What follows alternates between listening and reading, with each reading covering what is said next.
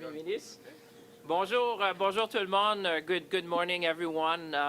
C'est un plaisir d'être ici. Merci, Anita, pour l'introduction. Merci aux collègues d'être ici avec nous. Merci aussi à Dave, qui est le propriétaire de Produce Depot, qui est ici avec sa femme, son fils et toute l'équipe qui est avec nous. On me dit 90 collaborateurs. Alors, merci de nous accueillir chez vous ce matin pour une annonce des plus importantes.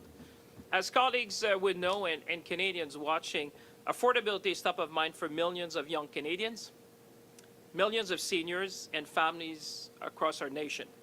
I can assure you it's also top of mind for the Prime Minister, for this government, and I would say for all my colleagues. So today we are taking additional measures to support Canadians in times of need. For many families, the cost of living is a real challenge. Affordability doesn't exist in isolation. It is a global phenomenon felt across G7 nations. Affordability is closely tied to how our economy performs and how well it works for people across our great country. That's why with the Prime Minister, we are building the strongest economy in the G7. You have heard me say that many times before, but with Budget 2025, we are making generational investments in infrastructure, in housing, in productivity and innovation, because it affects how Canadians live, work, and plan for their future. Doubling overseas exports, as the Prime Minister have challenged us and our nation.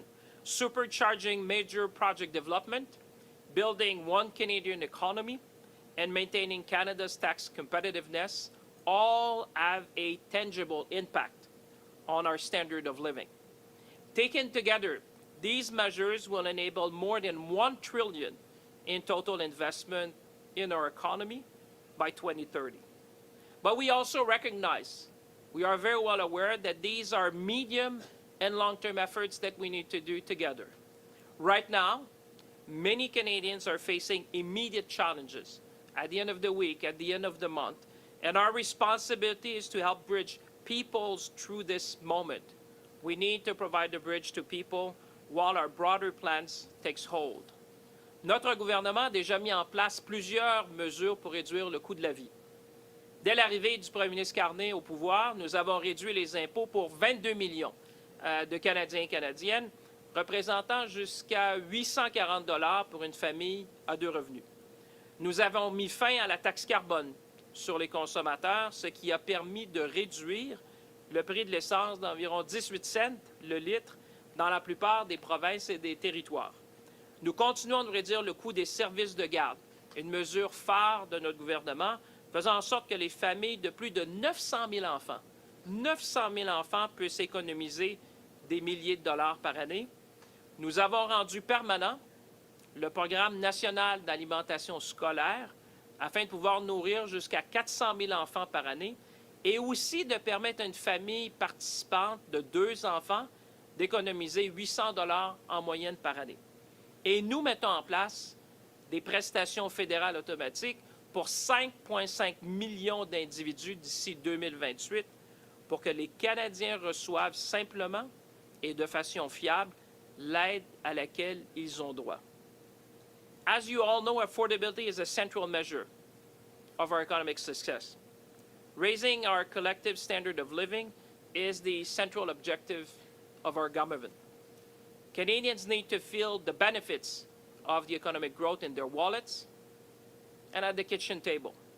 That's why strengthening the economy and supporting Canadians must go hand in hand. And that's what we are committed as a government to do. Affordable housing helps workers live closer to their job. Accessible childcare helps parents fully participate in the workforce. Food security means Canadians can afford healthy meals without ever having to choose between eating well and without sacrificing other needs. With all these measures, we are building Canada strong. A Canada where life is more affordable, a Canada with strong communities, and a Canada we can all be proud of. With that, ladies and gentlemen, I will invite the Prime Minister to address you. Monsieur le Premier ministre. Merci, Monsieur le Ministre. Thank you, François Philippe. Thank you, colleagues, for being here. Dave, Donnelly, thank you for welcoming us here to this remarkable establishment that has served the people of Nepean, of Ottawa, for over 30 years, 34 years and counting. It is a pleasure to be here with my colleagues from the National Capital Region. Anita, again. Anita, where are you? There you are. Yep. Thank you for having us here, and Dave and team, again, for welcoming us. Look, we're in a situation where, and Canadians know this, the world's rapidly changing. That's leaving a cloud of uncertainty and worry hanging over all of us, Canadian businesses, Canadian workers, Canadian families. Our government's focused on what we can control, and that starts with building a stronger, more resilient Canadian economy. So Canada is less reliant on a single trading partner, and we are more resilient to global shocks, what happens outside of our country. Nous agissons sans tarder et nous voyons des résultats. Nous avons déjà signé 12 accords commerciaux et de la sécurité sur 4 continents au cours des 6 derniers mois pour forger des partenariats fiables à l'étranger. Nous avons soumis au Bureau des grands projets 11 projets qui représentent des investissements de 116 milliards de dollars au Canada. Le nouveau fonds pour bâtir des collectivités fortes permettra d'aménager des infrastructures locales dans des quartiers partout au Canada. Hôpitaux, routes, ponts et réseaux de transport en commun. Toutes ces mesures font partie de notre stratégie globale qui vise à susciter des investissements de 1 000 milliards de dollars au cours des 5 prochaines années. So we're starting to fundamentally transform our economy, building a stronger, more resilient, more independent Canada. It's already getting results. Dozens of new partnerships abroad, launching Build Canada homes, fast-tracking major nation-building projects. Our economy, Canada's economy, has created 190,000 jobs on net since August. In absolute terms, that's more than the United States over the same period. We have the right plan. The world is knocking at our door, and momentum is building. But as the Minister of Finance just said, the biggest payoffs will take time. And many Canadians are feeling the pressures right now of everyday expenses. Canadians need a boost today and a bridge to tomorrow. And that's why Canada's new government has been relentlessly focused on making life more affordable for Canadians. On day one, we canceled the consumer carbon tax, bringing down gas prices by 18 cents a litre. We then cut taxes for 22 middle-class Canadians, saving a two-income family up to $840 this year. We've cut taxes for first-time home buyers, saving them up to $50,000 on their first home purchase. Out east, we've reduced tolls for vehicles on the Confederation Bridge, cutting them from over $50 to $20, and cut fares by 50% on ferries in Atlantic Canada. As the Minister just mentioned, we launched automatic federal benefits, which will help 5.5 million lower-income Canadians get the benefits to which they are entitled, like the disability tax credit, and indeed the new measures that we're announcing today. We made the National School Program permanent, feeding 400,000 children healthy meals while saving their parents $800 per year on groceries. We also have a series of initiatives that will improve affordability by making structural changes to our economy. That's like building lots of affordable housing through Build Canada homes. And last week's new strategic partnership with China will make available tens of thousands of affordable electric vehicles in Canada. Nous avons appuyé la décision de CRTC de prolonger l'accès obligatoire au marché de gros dans le secteur de télécommunications pour une seule raison: réduire le coût de l'accès à Internet haute vitesse pour les Canadiens et Canadiennes, pour vous. Dans le budget 2025, notre gouvernement a protégé les programmes sociaux essentiels qui offrent à chaque Canadien une chance équitable de réussir. Les garderies, les soins dentaires et l'assurance médicaments. Au cours des prochaines années, notre gouvernement travaillera sans relâche à améliorer l'affordabilité pour tous les Canadiens. Now, bigger picture, overall inflationary pressures are easing. The consumer price inflation rate is back in the Bank of Canada's target range, and average wages in our country have consistently grown faster than the rate of inflation since this government took office. Fees for childcare across Canada have dropped by around 35% over the last 3 years, thanks to our childcare program. The average cost of cell services has fallen by more than 40% since 2020. That is, if you're able to switch plans. Gas prices have dropped by 14% from where they were a year ago, helped by that elimination of the consumer carbon tax.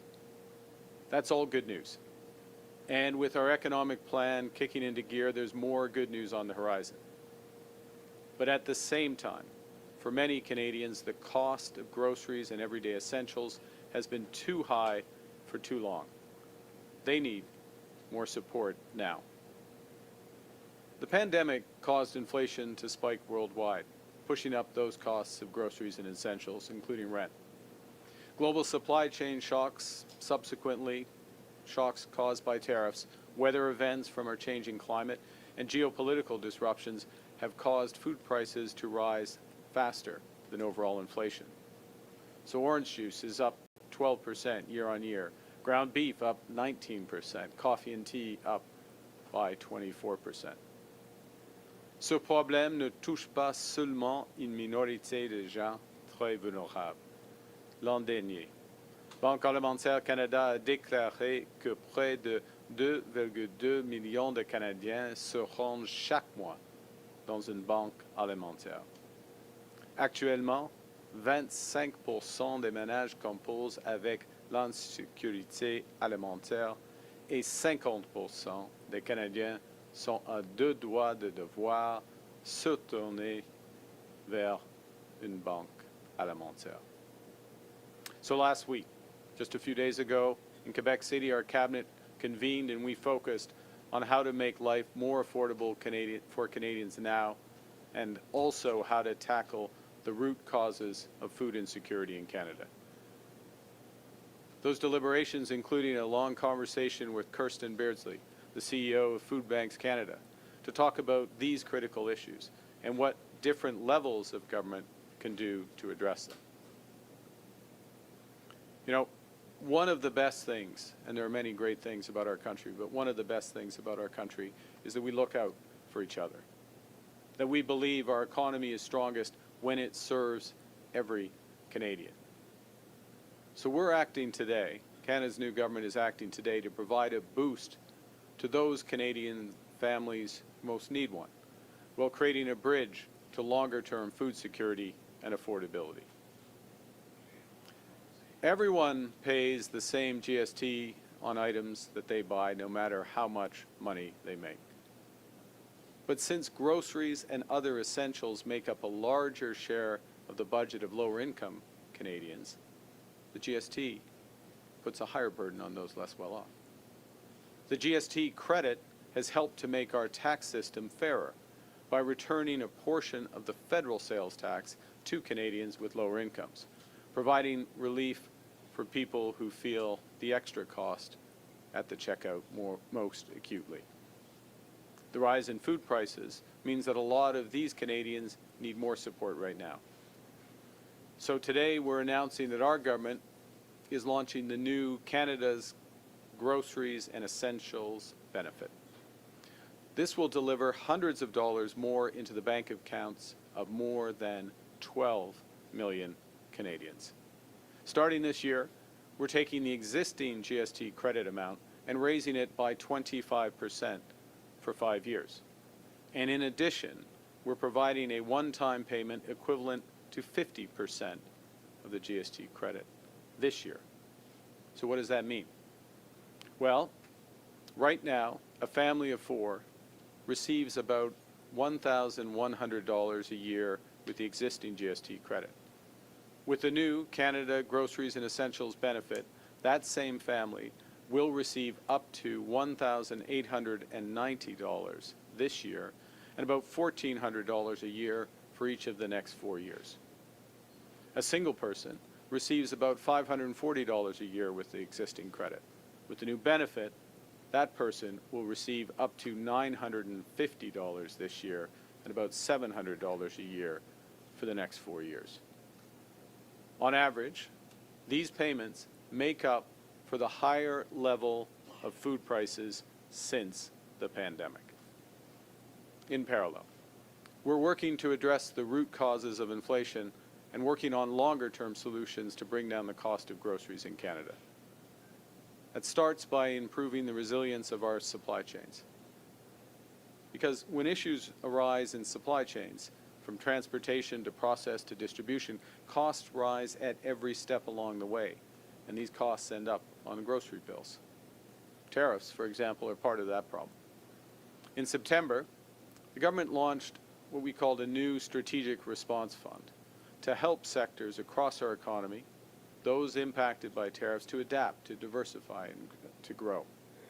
And today, we are committing $500 million from this fund to support capital investments to help food businesses expand capacity, increase productivity, and strengthen our food supply for the future. In addition, our regional tariff response initiative will provide $150 million for small and medium-sized enterprises to do similar things. This will mean more resilient supply chains, more greenhouses, more abattoirs that are closer to customers, and most importantly, will help mean lower food prices and better food security for Canadians. Pour réduire le coût de production des aliments, nous instaurons la passation en champs immédiats et accélérer des serres.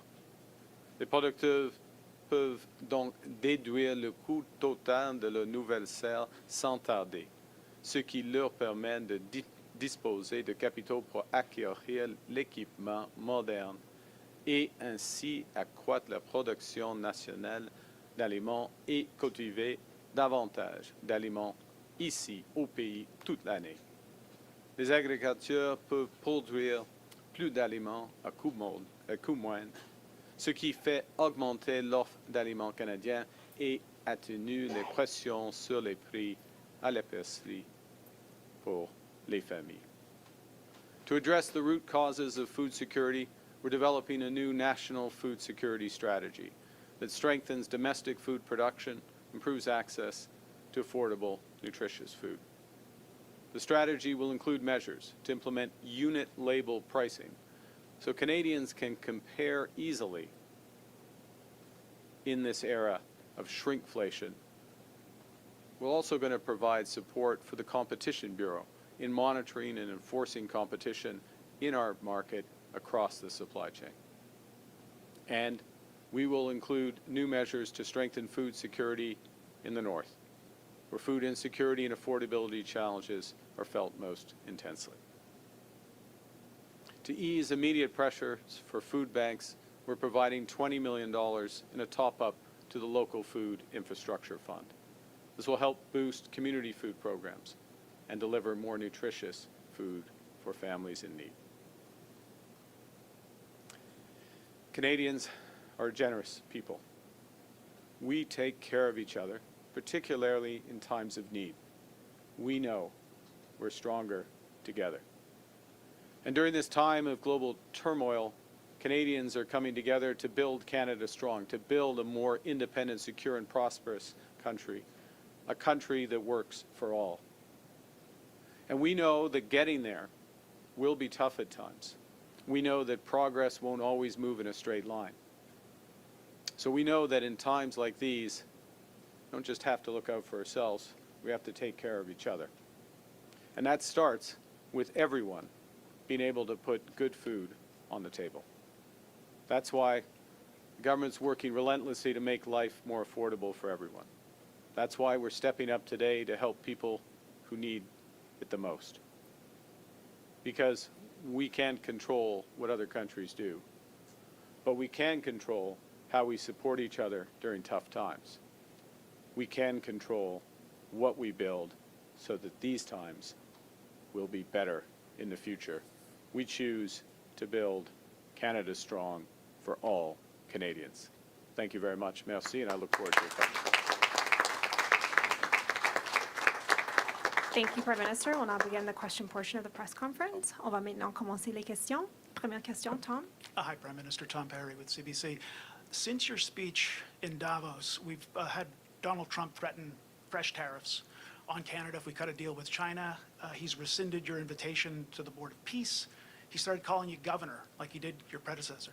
I'd like to know what you think about all that and what impact you think your speech had on Canada-U.S. relations.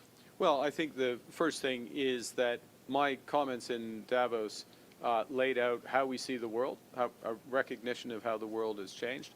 I think a point that Canadians understood months ago. In fact, I think Canada understood the scale of the change in U.S. trade policy, what it meant for our economy. We understood that well before other countries, and we started to react, controlling what we can control, building it at home, and very importantly, diversifying our trade partners abroad. That second bit is a positive thing.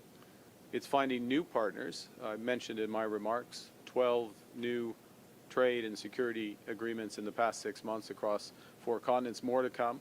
For example, the commitment with India to work together is just one of many.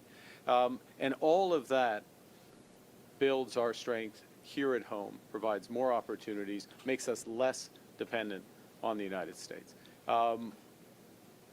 Last point. We are entering soon a negotiation or review formally of CUSMA, our agreement, as you know, with the United States and Mexico. It'll be a robust review, is the expectation. The President is a strong negotiator, and I think some of these comments and positioning should be viewed in the broader context of that.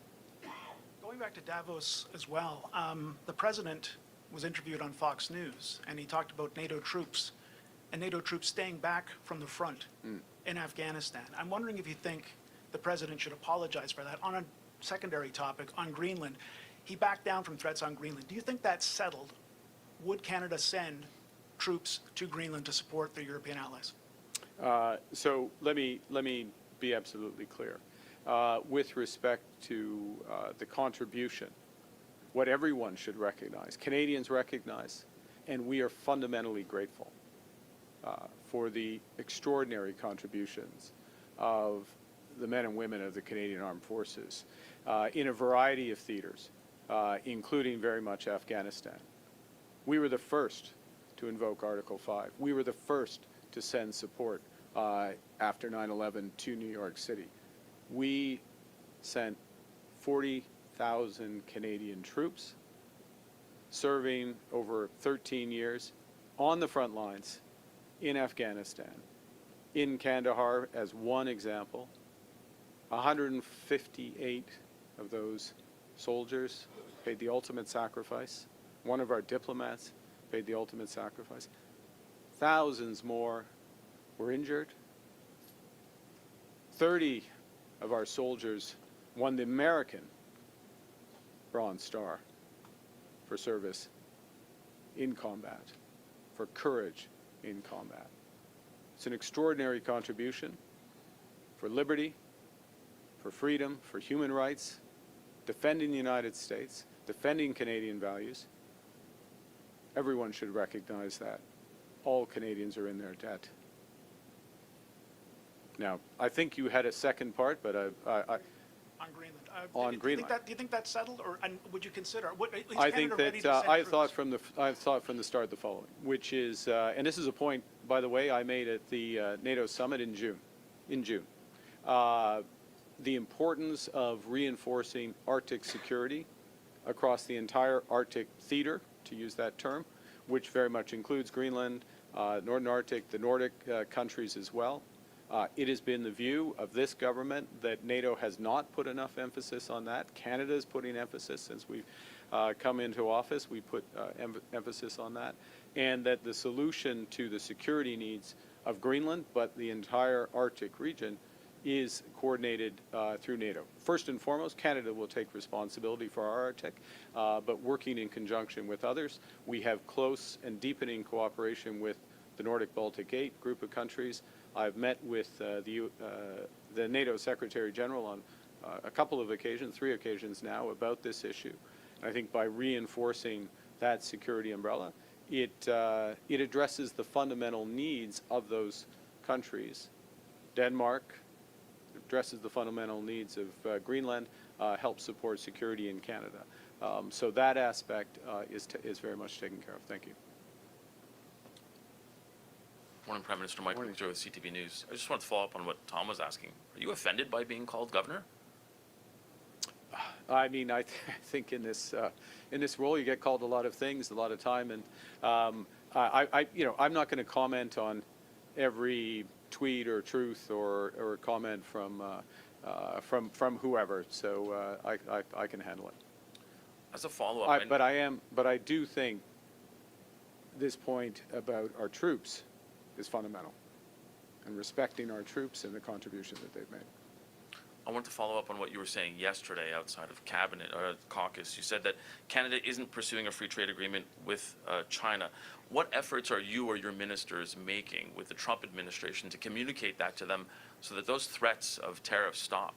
Well, I interpreted the president's comments exactly that way, which is looking forward to a deeper, were we pursuing a deeper free trade agreement. We've made it clear. My fellow members of cabinet ministers have made it clear to their counterparts that that's the case. We've made the public point. And it's obvious. Look, Canada, when we sign an agreement, we sign a trade agreement, in this case USMCA as they call it, or CUSMA as we call it, there is a clause in that agreement, Article 32.10, I believe, which says that you will not have, you have to give notice, in effect, if you're pursuing a free trade agreement with a, quote, non-market economy. That's in the eye of the beholder who defines it, but it's a definition of any of the other parties who see somebody as a non-market economy. China is one of 15 or 17 economies that the U.S. views as non-market. I can understand why they say that. So we got an agreement. If we were even considering that, which we are not and never have, we would have given notice, and then there's a very open and transparent process. Thank you. Bonjour, Monsieur Carney. Michel Sabat, la presse canadienne. Avez-vous des excuses à présenter aux Québécois et aux francophones du Canada pour vos propos sur les plaines? Et êtes-vous confortable à être le chef du camp du non lors d'un éventuel référendum sur la souveraineté du Québec? En ce qui concerne mes commentaires, j'ai commencé par reconnaître la lutte des francophones au début, pendant l'histoire du Canada. Et j'ai mentionné, même souligné, les efforts de certains dans notre histoire de poursuivre une politique d'assimilation.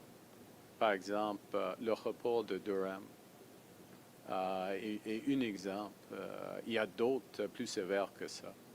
Et c'est à cause, j'ai dit, c'est à cause de la résilience du peuple francophone qu'on crée le Canada, un Canada qui reconnaît 2 peuples fondateurs et après un certain temps, 3 peuples fondateurs, y compris le peuple autochtone.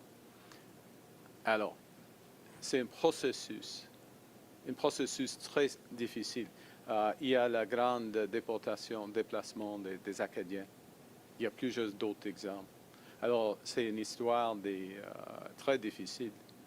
Mais avec ça, on a protégé et après une autre période de renforcer la langue française, la culture québécoise, la culture française, les institutions comme la Code civile et d'autres institutions. Et ça, c'est le génie du Canada. Et maintenant, le Canada n'est pas parfait, mais il y a une manière de vivre qui est mieux. Bon, j'aurais quand même aimé vous entendre sur le qualificatif de chef du camp du non, mais je vais sauter à un autre aspect. M. Poilievre dit vouloir collaborer avec le gouvernement. Ah. Est-ce que ça nuit à vos efforts pour convaincre d'autres conservateurs de se joindre, de traverser la Chambre? OK. Mon approche est de collaborer, de trouver des solutions pour les Canadiens et les Canadiennes. Et il y a plusieurs occasions, plusieurs opportunités pour M. Poilievre et le Parti conservateur, le Bloc, les néo-démocrates de collaborer sur, par exemple, il y aura une Ways and Means probablement dans une semaine, dans les prochains jours probablement. On doit être prudent avec les règles parlementaires, mais tantôt, il y aura une occasion de faire le passage rapidement de ces initiatives. Il y a l'occasion maintenant de faire le passage de, c'est quoi, c'est 15, C4 et C15 qui sont le mettre en œuvre quelques aspects clés du budget. Alors, oui, j'ai hâte de collaborer avec M. Poilievre et les autres chefs. Good morning, Prime Minister. Mackenzie Grape, Global News. Are you considering calling a snap election this spring? I'm going to go back to the previous answer. What we're focused on is solutions for Canadians. So today's announcement, we will be tabling legislation soon, very soon. We would love, and we think it's very important, to have collaboration so we can move that quickly through Parliament. So particularly the one-time bonus gets into people's bank accounts as quickly as possible. We still have elements of the Budget Implementation Act which have not been formally passed by Parliament, That's that tax cut for 22 million Canadians. That's the extension of the National School Food Program. That is a series of other measures that go directly to the issue that we're discussing today around affordability. We have the toughest tightening of crime legislation in living memory. It is being held up in committee, a series of bills held up in committee.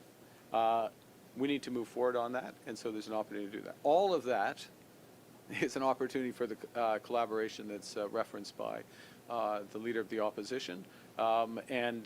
This government is going to work hard, as we did in the fall, as we did last spring, in order to get legislation through the House. This feels like many days we spent on the campaign. When I was covering the campaign, lots of grocery stores, lots of affordability. So you're not considering a spring election? I don't. You can't draw that conclusion at all. Tell me that. Well, of course we're not. We're not. We're focused on results for Canadians. We're working through parliaments to get results for Canadians. We are securing trade deals around the world for Canadians, for the future of Canadians. We are identifying major projects for the future of Canadians. We are executing through Build Canada homes for Canadians. We're going to continue to do all of that. We have the privilege of a mandate from Canadians. And I'll say one other thing, if I may, Mr. Craig. We were very clear when we ran in the last election what we intended to do. Very clear, very detailed platform, and we are delivering on that. We invite Parliament to support us in it. Hi, Prime Minister. Emily Haas from the Globe and Mail. How much will this benefit the GST credit? How much is this benefit actually going to cost overall, like these new initiatives? And as well, what's to stop grocery retailers from raising their prices to just absorb this benefit? Okay, so I'll answer both legs of that, obviously. The first, in terms of the numbers, and I'm saying this is a test. You're testing me in front of my minister, who knows it down to the cent. But the cost the first year is a little over $3 billion, $3.1 billion. And the reason for that is the this payment, the boost is the way I referred to it, which makes up for if you had overall levels of inflation and then food price inflation going like that since the pandemic. Can you add a third hand? It makes up for the difference between those two lines. Okay, it makes up for this. So there's the bigger amount. Then in the subsequent 4 years, there's the 25% increase in the GST credit. And there's a bit of a timing thing, but in effect, it goes 3.1, 1.3 billion, and then about 1.8 billion for those last 3 years, okay? There's a timing issue we can provide you with all the background. Key point on your second part of the question. This is not a case of taking off GST at the checkout. Now, it wouldn't happen here at Protestant. Let's just be clear. This is not happening here at Price Depot, which passes on savings to their customers. But what you described is a case as if you took off GST and then, well, maybe the grocery store doesn't give. This is money that goes to individuals.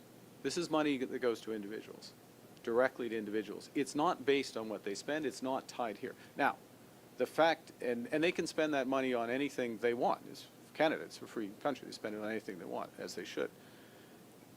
Lower income Canadians, as you know, spend more of a higher share of their income on food and rent. So they're more likely to spend it on food. But there's no differentiation. I mean, they're not, there's no mechanism for what you're saying to happen.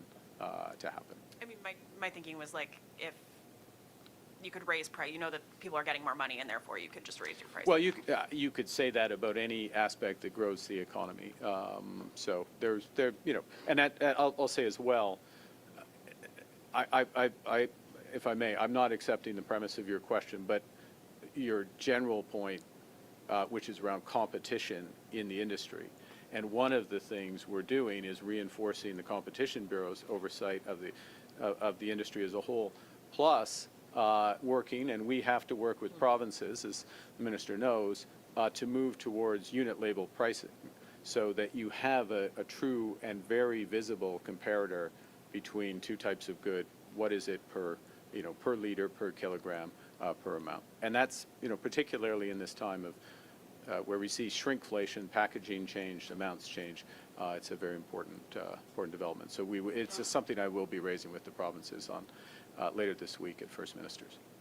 And only a few pieces of your legislation that have been directly connected to your agenda have passed. So I'm thinking the most significant is probably C5. You're doing many things via regulation instead. I was just curious, do you think that Parliament matters, and what role do you think it plays in implementing your agenda? Parliament matters tremendously, which is, I'll refer back to the previous question on the opportunity for cooperation in Parliament. And it's very important. The crime legislation, from tougher bail, tougher sentencing, protecting younger Canadians, protecting from online harms, protecting people who go to their place of worship or their community center, protecting them from harassment. All of that crime legislation is being held up. All of that is being held up in Parliament. You can't regulate any of that. Parliament matters. And that's where the opportunity is with greater collaboration. And that's why we welcome it. And we will work with all the parties in Parliament to help get the right legislation through for Canadians. Dernière question est suivie. Yasmine. Yasmine Média avec Radio-Canada. Je veux d'abord vous entendre sur votre discours à Davos. À la lumière des menaces de tarifs de Donald Trump, qui vous a appelé gouverneur Carney, est-ce que vous regrettez certains passages de ce discours? Est-ce que vous êtes allé trop loin? Pas de mots. Non, pas du tout, parce que j'ai décrit la situation actuelle. Il faut être honnête. Ça, c'est la situation actuelle. Que quelques puissances, quelques grandes puissances, utilisent l'intégration pour la cohésion, de changer les politiques d'un pays ou d'un autre. Alors ça, c'est la situation actuelle. Ça renforce la priorité, la nécessité de diversifier nos partenaires. Et non, et en ce qui concerne la négociation avec les États-Unis, nous avons un partenariat économique et sécuritaire remarquable. On peut améliorer ces partenariats, mais c'est une question pour négociation, pas de discours. Et par rapport à ce que vous annoncez aujourd'hui, cette mesure fiscale, d'abord, est-ce que c'est une mesure électoraliste? Non. Et ensuite, expliquez-nous pourquoi ça ne fait pas augmenter l'inflation. Le dernier part- D'abord, est-ce que c'est électoraliste? Non, pas du tout. Pas du tout. Oui, parce que c'est un enjeu fondamental. C'est un enjeu fondamental. C'est une question de pouvoir d'achat, d'abordabilité de 12 millions de Canadiens et Canadiennes. Premier point. Deuxième point, c'est une mesure dans une série de mesures.